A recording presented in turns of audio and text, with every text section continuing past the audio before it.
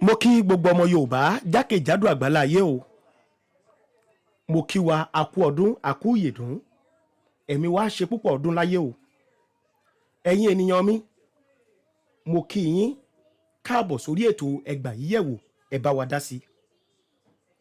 Fídíò tí mo mú wá lórí ẹgbà yíyẹ̀wò ẹ bá wa dá sí tòní. Fídíò tó lágbára díẹ̀ ni o. Fídíò tí mo mú wá tí mo fẹ́ kẹ́ ẹ jẹ́ ká jọ dá sí yìí. Fídíò tó gbẹnu tán ni. Ẹ̀yin ènìyàn mi tẹ́ ń jà fún Yorùbá Nation, ẹ jọ̀wọ́ ẹ súnmọ́ bí ẹ jájọ wo fídíò yìí. Ẹ̀yin ènìyàn mi tẹ́ ń sọ wípé God bless Nigeria, ẹ súnmọ́ bí ẹ jọ̀wọ́ ẹ jẹ́ kájọ farabalẹ̀ wo fídíò yìí. Fídíò tí mo mú wá yìí òun ni interview tí wọ́n ṣe fún Bọ́lá Ahmed Tinubu, ìyẹn ààrẹ orílẹ̀-èdè Nàìjíríà lọ́wọ́lọ́wọ́ báyìí. Àwọn ọ̀rọ̀ tí wọ́n béèrè lọ́wọ́ Tinubu àti àwọn èsì tí Tinubu fi ń dá wọn padà, òun ni mo fẹ́ kẹ́ jẹ́ kájọ gbọ́. Níbẹ̀ ni àwa tí a jọ ń jà fún Yorùbá Nation la fi máa mọ̀ pé ṣé ká sì máa jà lọ ni ká fi gba orílẹ̀-èdè yìí. Ibẹ̀ lẹ́yìn náà tẹ́ ẹ̀ sọ pé God bless Nigeria. Ibẹ̀ náà lẹ ti máa mọ̀ pé ṣé kẹ́ sì máa gbàdúrà yẹn náà lọ ni pé Nàìjíríà sì máa dáa. Inú fídíò yìí láti jọ fẹ́ wò. Ẹ jọ̀ọ́ ẹ bá mi farabalẹ̀ dáadáa o. Ó ṣeé ṣe kẹ́ ẹ ti rí o, ṣùgbọ́n àwọn ọ̀rọ̀ kan bẹ́ẹ̀ tí mo fẹ́ kẹ́ jẹ́ ká jọ gbọ́. Ẹ jọ̀ọ́ tí ẹ bá ti wá wo ètò náà tán, gbogbo nǹkan tó tẹ́ bá rí ń bẹ̀ tó bá kàn yín, ẹ bá fi sí abẹ́ comment section. Gẹ́gẹ́ bí orúkọ ètò náà, ẹ gbà yíyẹ̀wò ẹ bá wa dá sí. Ẹ bá mi wo fídíò yìí. President Bola Ahmed Tinubu's very first media chat. We're reaching you from Ikoyi here in Lagos. Mr. President, thank you very much for having us on this media chat and compliments of the season. You're very welcome, and thank you very much. Thank you to all of you. I wish you the best of the season and glad to be here. Thank you, sir. With your kind leave, I would like to introduce members of the panel. I'm the moderator, and my name is Ruben Abati from Arise News Television and This Day newspaper. To my immediate right is Maokwe Ogun Yusuf from Channels Television. Next to her is Nnamdi Odupo from Nigerian Television Authority, NTA. Then across the room, directly in front of me, we have Umar Farouk from Voice of America, VOA. Next to him is Azubike Ishekwene, Managing Director, Leadership Newspaper. And then sitting directly in front of me is Ruth Olurumbi. Ruth Olurumbi is with Bloomberg News. And then last but not the least, Babajide Kolade Otitoju from TV Continental, TVC. Well, Mr. President, let's start by commiserating with you and the people of Nigeria on the recent tragedy in Ibadan, Anambra, and also the Federal Capital Territory, in which quite a number of people, about 65 persons in total, including children, lost their lives as a result of what is called palliatives distribution stampede. Quite unfortunate. We commiserate with you and the people of Nigeria.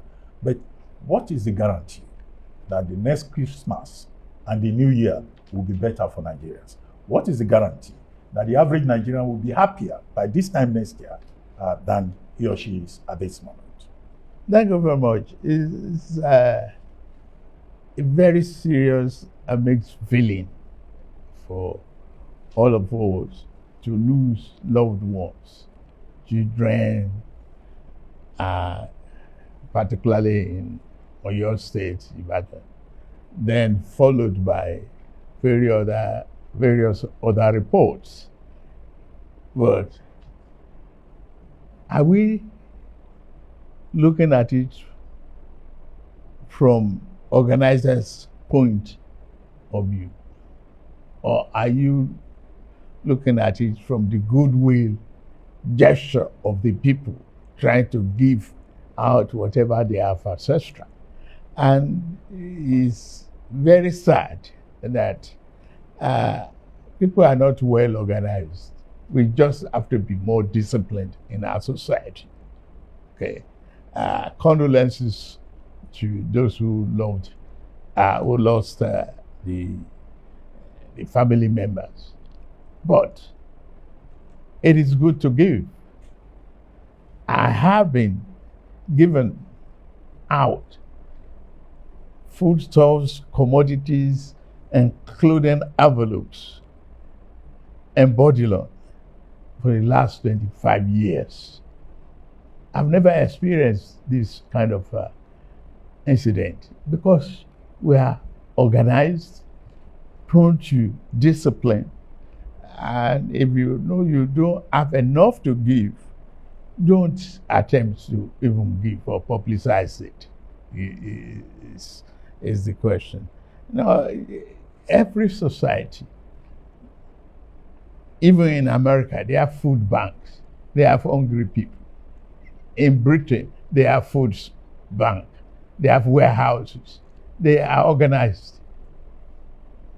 They take tokens to be in line and take turns to, to collect. It's unfortunate. We just have to.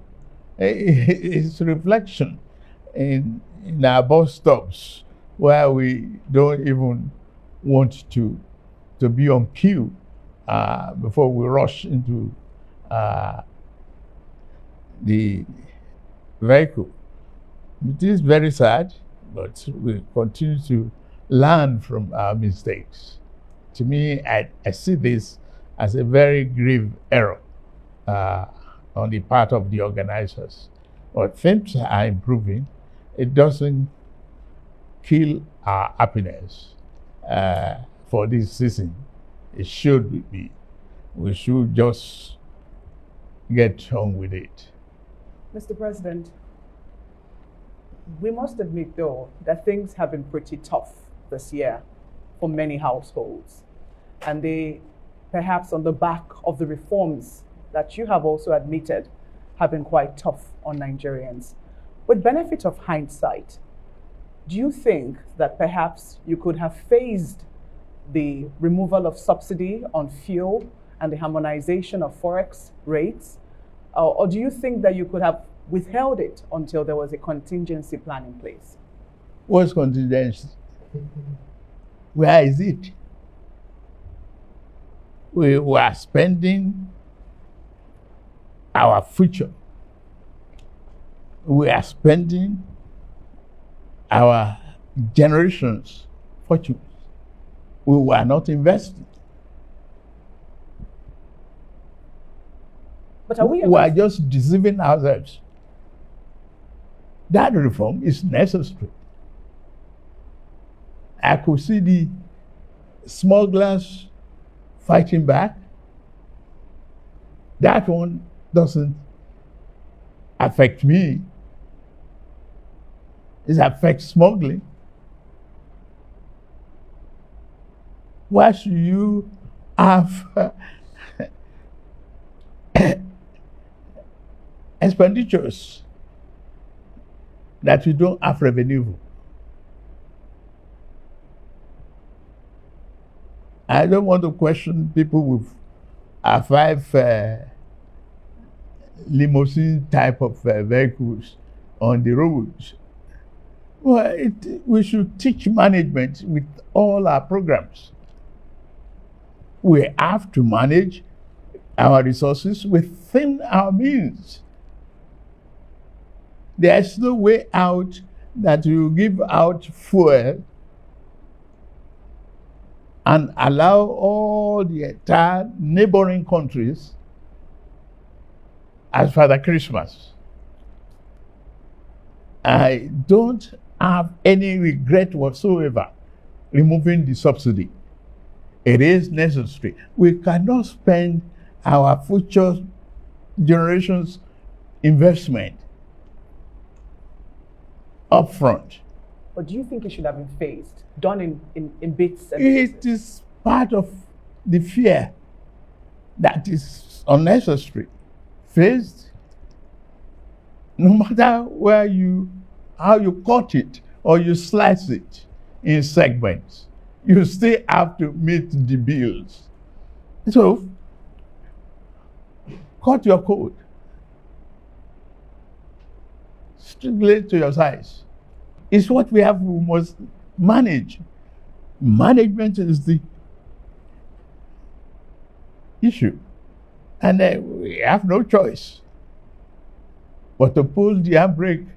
Otherwise, we are headed for slippery slopes that will result in financial disaster for not just for us, but our children and grandchildren.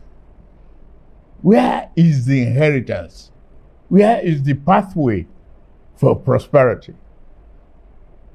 You've already prospected into the next fiscal year with the presentation of the budget of restoration, and congratulations on that. But Mr. President, what people are more concerned about is the issue of debt servicing.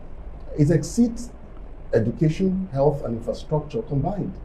So a lot of people are wondering, especially critics of your budget, I'm sure you're aware of that, are wondering how you intend to close the budget deficit and balance that against the likelihood of more borrowing in the new year, or rather in 2025, for perhaps capital projects. Borrowing is not criminal. We have been coming from mismatch of our needs. We have a serious infrastructural deficit. If you don't put money on a long-term matching project, long-term basis, we don't have the short-term to manage a long-term business. It's a mismatch. That's one. Yes, we have headed the wrong road in the past. I don't want to look at that. I want to think about prosperity for our country. I want to think about tomorrow, today.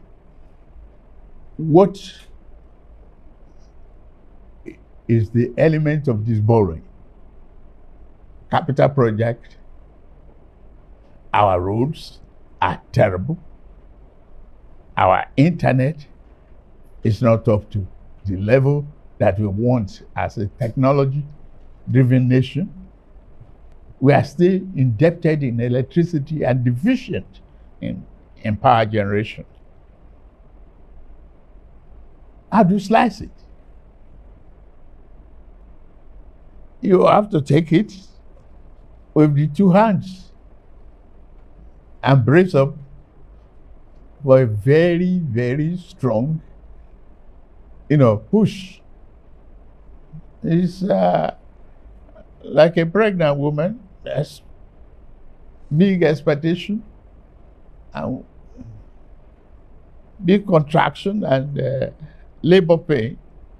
You go through it, the baby is born, you are happy. If that baby is alive, you have the joy of birth. And that is what we are working at. It's not just because we want to inflict pain on anybody. No. It's because we share the same value. We want this country to grow. There's no other way out of it unless we invest in our today prosperity and opportunity.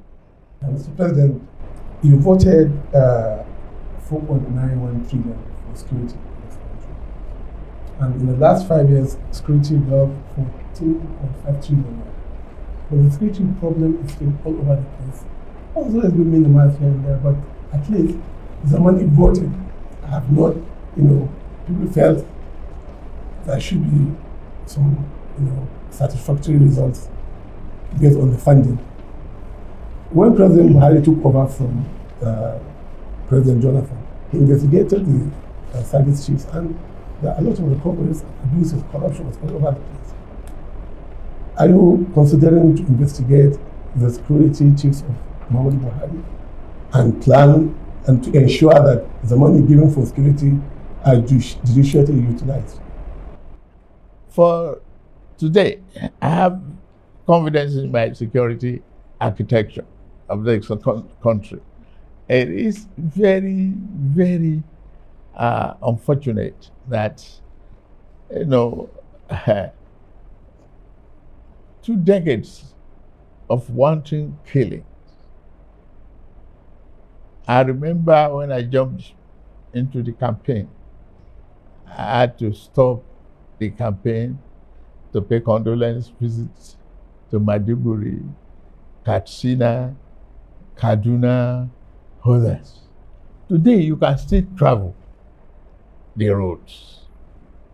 Before now, it was impossible.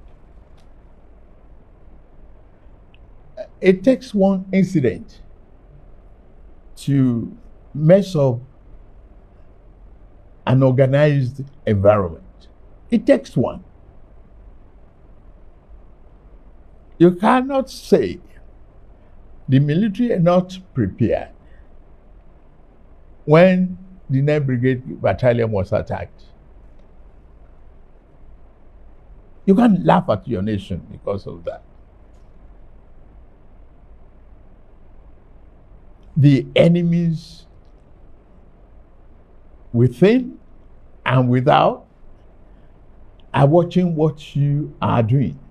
You have to be prepared 100%, 24 hours of the time to make sure that people are safe. Today, that is not the story any longer.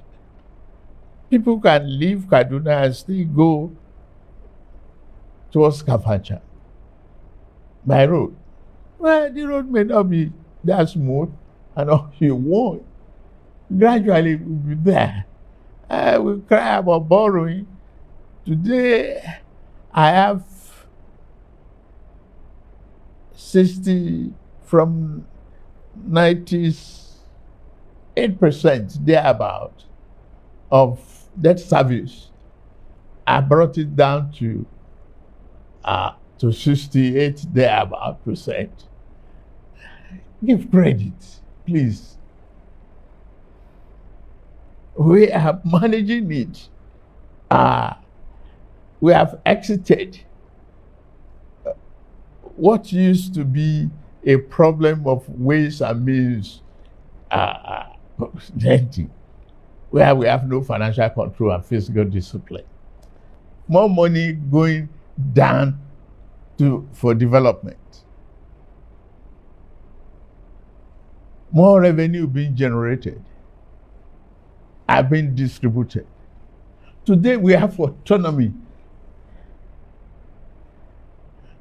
for local governments.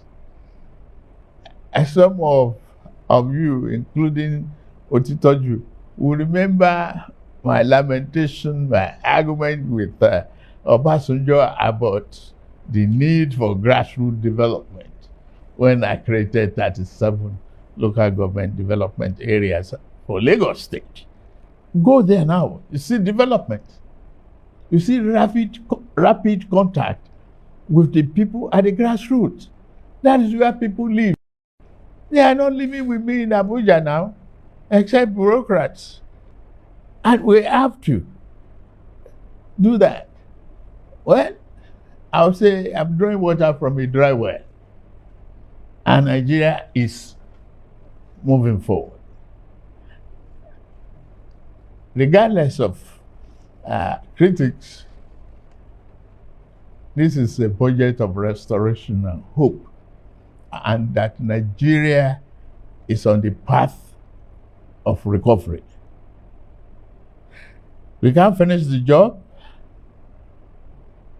in one calendar year. And I'm not giving myself an excuse. It's only 18 months. He asked Okay, whether you are going to probe service chiefs that I'm not probing anybody, service chiefs or service chiefs. You cannot disrespect the institution because of a threat of a probe. And you cannot fight this war without investment in technology, in weaponry, and training. There might be leakages here and there, not wholesale. We put a very effective control mechanism in place to monitor our budgetary releases. And those funds are being judiciously used. Consider the welfare of our servicemen and women. Consider it. They are living in and operating in a very serious conditions.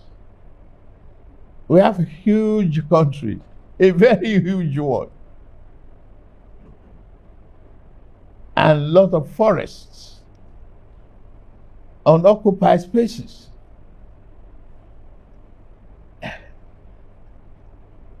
Give them credit for what they are doing. I am proud of what they are doing to date. No need to prove.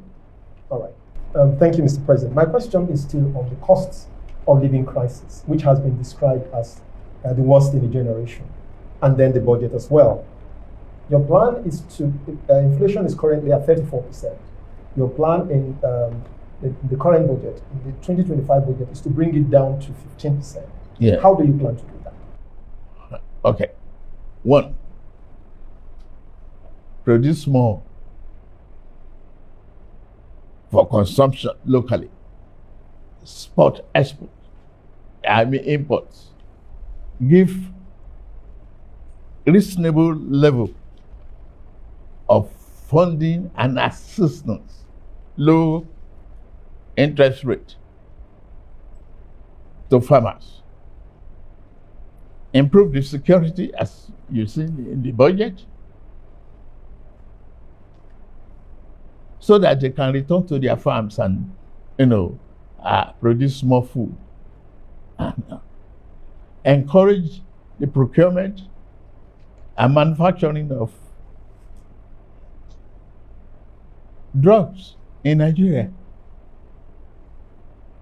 We have what it takes.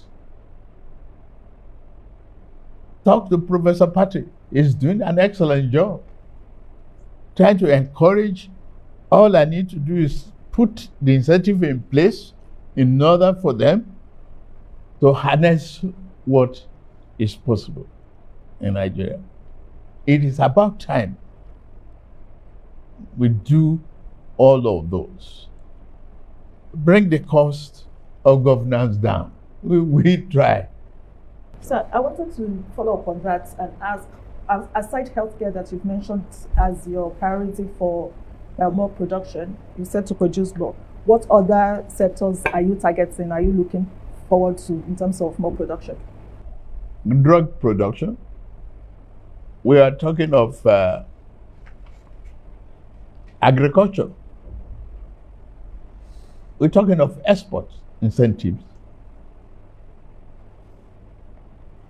Harnessing our marine ecosystem.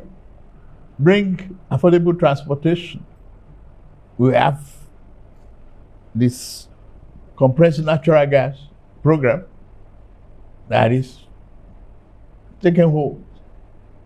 You bring the cost down gradually. So that was a follow-up. So my question is regarding foreign direct investments that you've been working on. We've seen Shell make commitments to invest $5 billion in the energy field. Yes. We've seen Total Energies as well. What other sectors are you expecting investments to come into next year? And how are you going to attract investors to come, entice them to come to Nigeria? Incentive for auto manufacturing. Okay. Today, we have solid mineral in abundance. Kaduna has the largest deposit of lithium. That's around the same thing. And if you encourage electric vehicles, plus the compressed natural gas, it will attract automobile assembly in Nigeria instead of this second-hand market that is not creating jobs. So what incentives specifically? You said incentives. Tax incentives, Is it okay? Tax incentives. tax holidays, Okay. land rebates, manageable pays,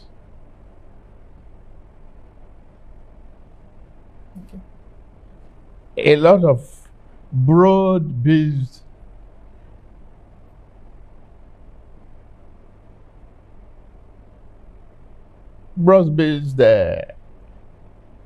economic program that is attractive to foreign investment. I want to take us back to the matter of the tax reform bills that you came up with. It's still generating controversy in the country. Some people are not happy. They are complaining that there wasn't enough time to engage stakeholders so that they can come to some unanimity on the matter. I know that you've met with some governors and some leaders, especially from northern Nigeria. What is the situation on the tax bill? What steps are you prepared to take so that we can put this matter to bed? And then secondly, you talked about your desire to reduce the cost of governance. Many people will say you have not, yes, you took some steps earlier, but they will say those steps are not enough. You have a very large cabinet and they will want you to do something about the size of your cabinet. Is it something that you are prepared to do? Basically, what do you intend to do to bring down the cost of governance? I'm not prepared to bring down the size of my cabinet. One, I saw the need when I put them together. You don't give somebody an assignment that they cannot fulfill. No. Job description must be efficient and effective. Nigeria is a large country, and I'm glad you are here. If you are to entertain over 200 million people just on entertainment, calculate how many stewards will you require. That's just, for entertainment. Not the cleaners, not the desk tables. Excuse me, let's pay attention to efficiency. Efficiency, effectiveness is the hallmark of the philosophy behind that cabinet. I'm not ready to shrink a little bit of it. I need them. They are all adding value. Effectively. Show me one. And I argue with you. Well, just as Show me one. That is the second part of the question. Okay. Yes, I was going to ask a That's the follow-up on tax. that. The tax. Tax reform is here to stay. If we cannot just continue to do what we were doing years in today's economy, we cannot retool this economy with the old broken folks. The essence of the tax reform is to eliminate colonial days assumptions in our tax environment. I was once the governor of Lagos State, and I remember what I met, and I'm proud of what I left and what it is today. It's a large state now, and it's still expanding. The greatest real estate value is here. You have to accommodate all of that. You have to put that one into the economic calculations. Yes, Mr. President, but it's not the rationale for your tax reforms bill that is in question. That is understood, Mr. President. Good. Yes.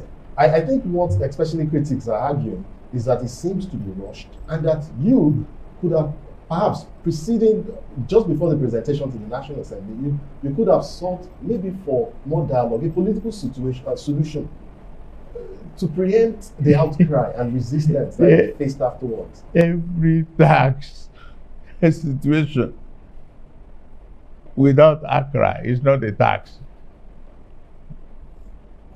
Well, You cannot satisfy uniformly the larger community of tax evaders. Look at this tax reform. It's pro-poor. The vulnerables are not to pay taxes. All we ask for is widen the net, bake the cake larger, so that we can share a larger meal. What is in it? They will still ask for this consultation no matter how long I delay it. The hallmark of a good leader is the ability to do what you have to do at the time it has to be done. That's my philosophy. You have given me the mandate to govern. Let me govern within the limit of my capacity. And I believe I have that capacity. I believe so. That's why I went into the race. I am focused, laser focused on what Nigeria needs and what I must do for Nigerians. It's just not going to be El Dorado for everybody. But the new dawn is here. I'm convinced. And you should be convinced. You should help propagate that conviction. I'm dialing back, Mr. President, to the budget. The value in Naira of the current budget that you presented is 49.7 trillion. But there are some people who have worked it out and said that in terms of dollar value, because of the depreciation of the Naira, we probably lost about $8 billion we have to buy. How are you going to meet that deficit? I don't spend in dollars. I only associate with it because of the global transaction. But Naira, for Naira, it's okay.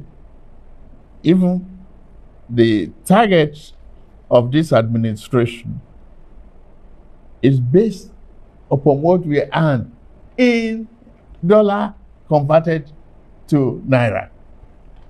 When you look at the petroleum revenue. But today I can tell you, push me to my brag mode. In the last 3 months, I've not taken a penny from NNPC before I meet my other obligations. Quickly. Yes. To me, that's excellent. Yes, well done. That's excellent. I repeat, without falling back to the old order, without going into ways and means, I've met all obligations. Mr. President, are Sir. you marking yourself?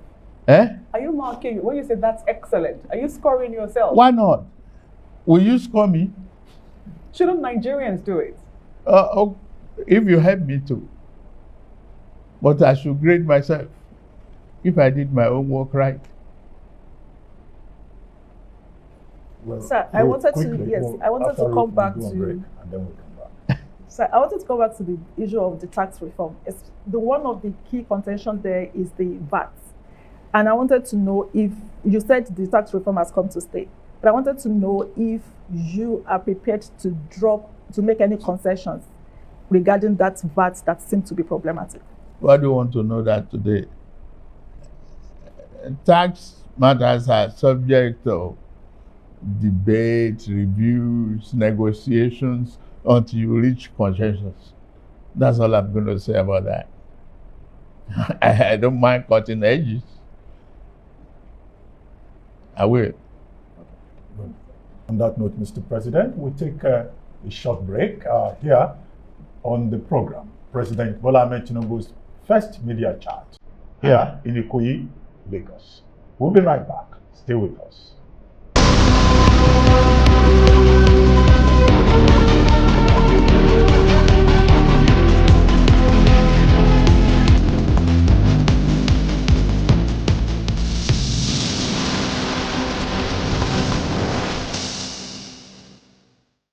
Welcome from that break. You are watching President Bola Ahmed Tinubu's first media chat, and we're live here in Ikoyi, Lagos. Now, Mr. President, thank you very much for staying with us. Now, let's look at a number of other issues. Food security. Nigerians, the last time you were in Lagos, they were saying, "Being power," that is, we are hungry. And that's what people are saying all over the country. And you have a Ministry of Livestock Economy. You've been talking about agriculture. Now, how are you going to address, one, the issue of clashes between farmers and herders, and how to put food on the table so that Nigerians will not be, engaging in stampede for free food, for palliatives? Well, thank you very much. It is very sad to look back and very promising to look at what we are doing now. There was never a Ministry of Livestock Development. It was stopped. I've been traveling around the globe to campaign and sell Nigeria. Hopefully, all of you will help lift this country from this moment on. And livestock is to turn a disaster to prosperity for Nigeria. We have what it takes. We have the arable land, we have animal stock, we have the opportunity. We just have to remove the conflicting element and commercialize the venture. And I went to Brazil, saw what is happening there. Within 2 days, I got a pledge of $2.5 billion. And they have been here to visit Nigeria. To turn what we seen as tragedy to opportunity and prosperity. I've been warned not to grade myself.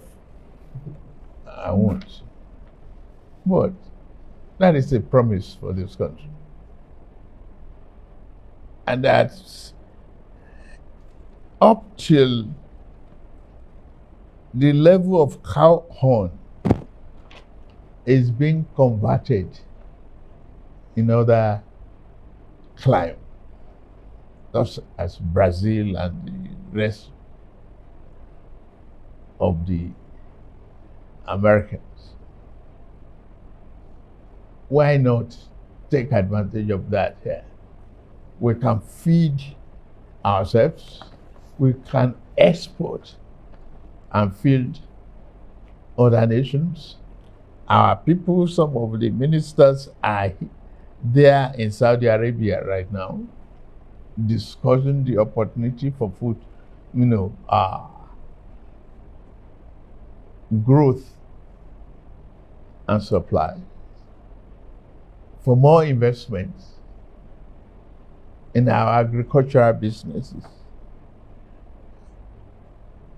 Why are we not embracing commodity exchange to do a whole lot of other businesses that's around agriculture? We will do it. Uchitoju? Will you also consider price control? Because it's like people are just doing what they like. I don't Can't- believe in it. Sorry, Babajide, I don't believe in price control. I don't. What can we do, sir, to bring down We just food prices? continue to supply the market. We work hard to supply the market. But there are middlemen who are making life unbearable for them. Well, they will. You see, it's a question of supply and demand. It will come to a stage where you cannot hold no more. It will come to a stage. The economic variables will work against you. Now, let's take, for example, the fuel prices and the petrol pump. I introduced Naira for dollar change. Yes. For weeks, they didn't want to comply. They were arguing with me. Free. Okay, leave it to free market. I left it. Now the prices are coming down gradually. Yes. Okay. The market is being saturated. No monopoly, no oligopoly. You have a free market economy flowing. And people are learning management. My friend used to have about, he bragged to me, he has 5 Rolls Royce. And he brought a nice Jeep here. The other day, I saw him in his Honda Accord. Oh, he said, why? He said, that's where you put me. I said, I didn't put you there. He said, that is because of fuel prices. He could no longer maintain 5 limo type of vehicles. It's not negative to learn to manage. You learn to control your electricity bill, switch off the light, learn to manage. Is Nigeria looking to export food commodities to Saudi or other countries? Oh, sure. Why not take advantage of the export and good commodity pricing? But people would say that we're not producing enough for our own consumption. We will. Yes, we pay attention to that, yes. But I say we will. We will give more incentive to the farmers, low interest rate, borrowing, mechanized farming. It's not done to go back to my grandfather's method of farming. It's not possible any longer. Let's make it manageable and sexier to stay on the tractor and harvest corn and export commodities. I think it's better for us in Nigeria. We are getting there. I have over 2,000 tractors coming to this country for mechanized farming. Mr. President, is fighting corruption a priority for you? If it is, what are the areas that you're looking at?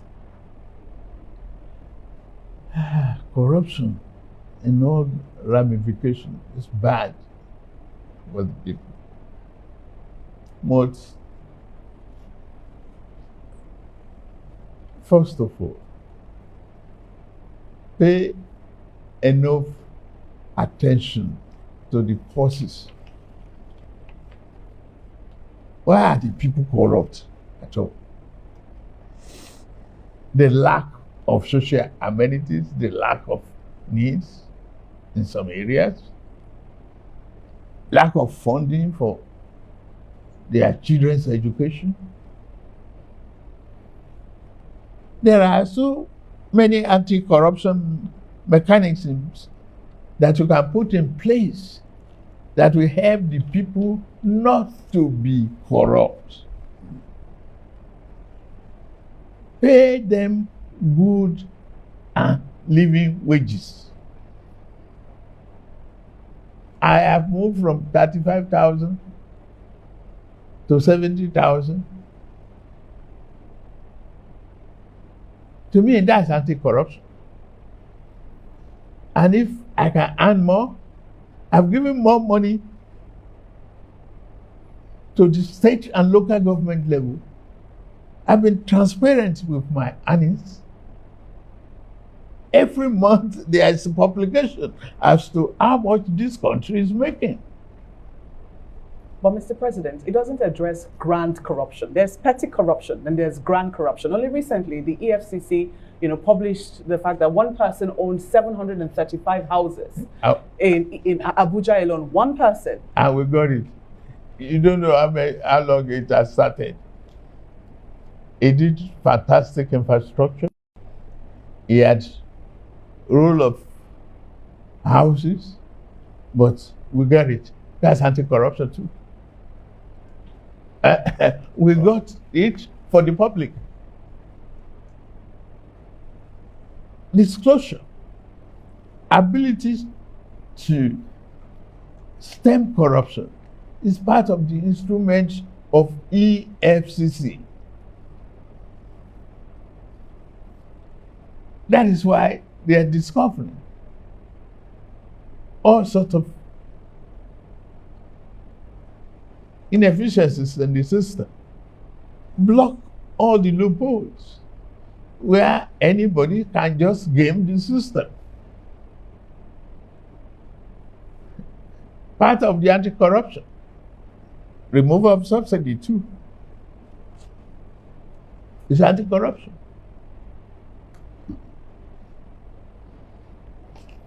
It is very, very difficult to say you will eliminate it. You will reduce it to the barest minimum.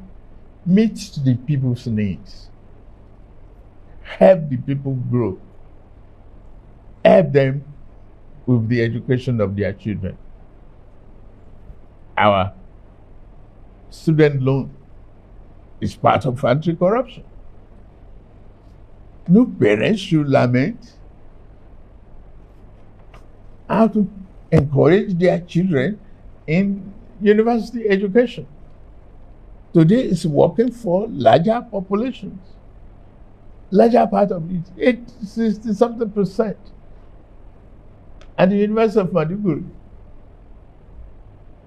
I have somebody called. Say, imagine a little contribution from my daughter in the university for me to start business. That's part of tuition fee allowances. We are helping one another. The society is moving out of illiteracy to literacy.